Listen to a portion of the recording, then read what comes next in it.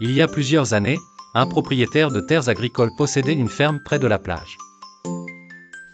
Il publiait souvent des annonces pour recruter des ouvriers, mais la plupart des gens hésitaient à accepter de travailler dans une ferme proche de la mer. Il craignait les tempêtes qui soufflaient depuis la mer déchaînée, causant des destructions aux bâtiments et aux récoltes. Ainsi, lors des entretiens pour sélectionner les candidats, le propriétaire se heurtait à leur refus. Un jour, un homme petit et mince d'âge moyen s'est présenté devant lui. Le propriétaire lui demanda « Êtes-vous un bon ouvrier en agriculture ?» L'homme maigre répondit « Oui, je suis celui qui peut dormir pendant que le vent souffle. » Bien que la réponse ait laissé le propriétaire perplexe, il accepta de l'embaucher, désespéré de trouver quelqu'un d'autre pour travailler sur sa ferme. L'homme mince travailla très bien dans la ferme, se montrant actif de l'aube au crépuscule. Le propriétaire était satisfait de son travail.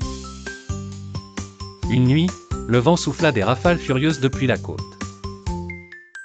Le propriétaire, effrayé, bondit de son lit.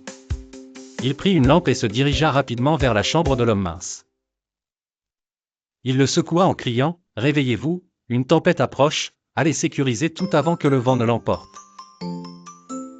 S'éloignant dans son lit, l'homme répondit fermement « Non, monsieur, je vous l'avais dit, je suis celui qui peut dormir pendant que le vent souffle. » Le propriétaire fut furieux de sa réaction et pensa à le renvoyer sur le champ, mais au lieu de perdre du temps, il sortit précipitamment pour affronter la tempête. À sa grande surprise, il découvrit que tous les hangars étaient couverts de bâches, les vaches étaient dans l'étable, les oiseaux dans leur nid, les portes étaient sécurisées par des tringles de fer et toutes les fenêtres étaient bien fermées. Alors, le propriétaire comprit ce que l'homme avait voulu dire. Rassuré, il retourna se coucher, laissant le vent hurler à l'extérieur. Quand on se prépare bien, il n'y a rien à craindre.